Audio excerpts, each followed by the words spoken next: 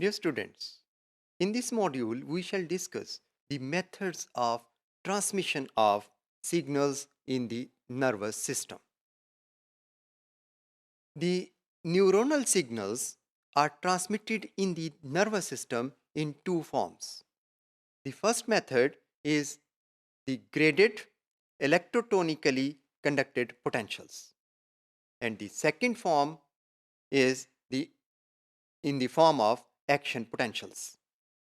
Dear students, a signal is coded alternately in these two forms, that is graded potentials and action potentials. The graded potentials are produced for short distance conduction at the sensory and postsynaptic membranes, while action potentials are generated for long distance conduction along the axons.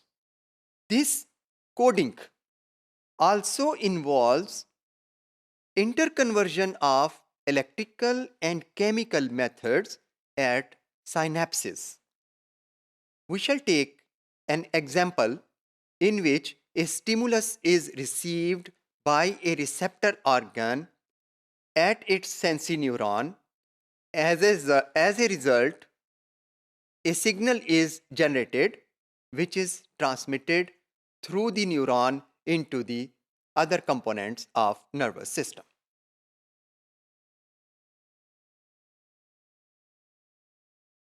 When a stimulus is received at the receptor endings of sensory neuron, a depolarization, that is a change in membrane potential, occurs.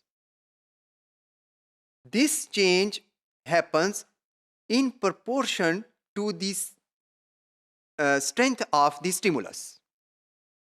This potential change at the receptor site is known as receptor potential.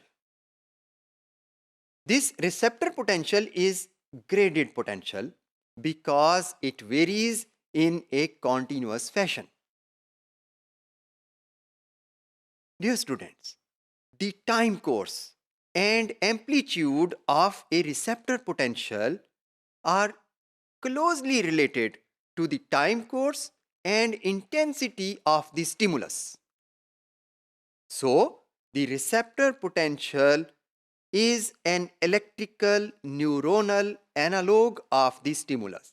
Actually ये जो receptor potential है ये stimulus की एक electric copy है. After receiving the signal spreads away from the receptor site passively through electrotonic conduction to the cell body part of the neuron.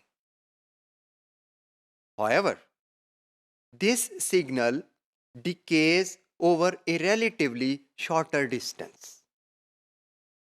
The decay happens because of the resistance of cytoplasm faced in the cell body, as well as due to the reason that this part of the neuron does not contain voltage gated ion channels. So, action potentials cannot be propagated or produced in this part of the sensory neuron. For distant transmission, अगर इस signal को थोड़े से लंबे फासले तक transmit करना है तो उसके लिए ग्रेडेड पोटेंशियल्स काफ़ी नहीं है. इसके लिए रीजनरेटिव एक्शन पोटेंशियल्स प्रोड्यूस करना होते हैं, which are produced at the spike initiating zone, that is the axon haylock. Axon haylock contains voltage gated ion channels और यही वजह है कि यहाँ पर एक्शन पोटेंशियल्स इनिशिएट हो सकते हैं. These action potentials can conduct signals without decrement for long distances. When the signal reaches the axon terminals, it is transformed from electrically encoded signals into chemical signals in the form of neurotransmitter molecules. This chemical signal is then transmitted across the synapse to the next neuron. When the neurotransmitter reaches the next neuron, that is the postsynaptic neuron, it causes potential change in the postsynaptic cell.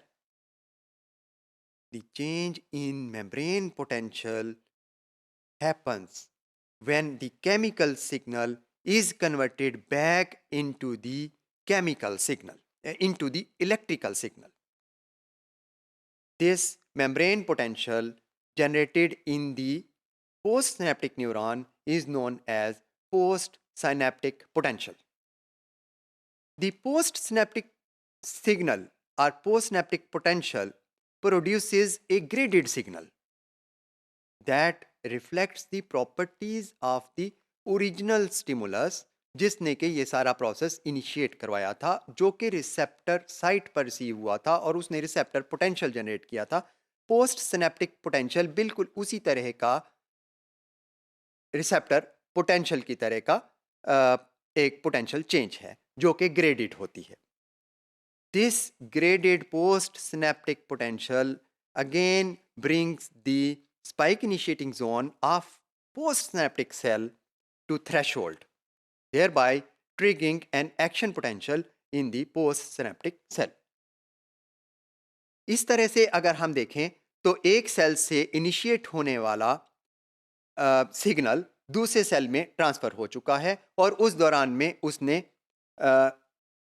Electrical और chemical दोनों forms और इसके अलावा graded और regenerative action potential ये दोनों patterns के ऊपर मूवमेंट की है. इस तरह से ये सिग्नल्स मूव करते हुए न्यूरॉन से पेरिफेरल नर्वस सिस्टम के न्यूरॉन से मूव करते हुए सेंट्रल नर्वस सिस्टम तक पहुंच जाते हैं.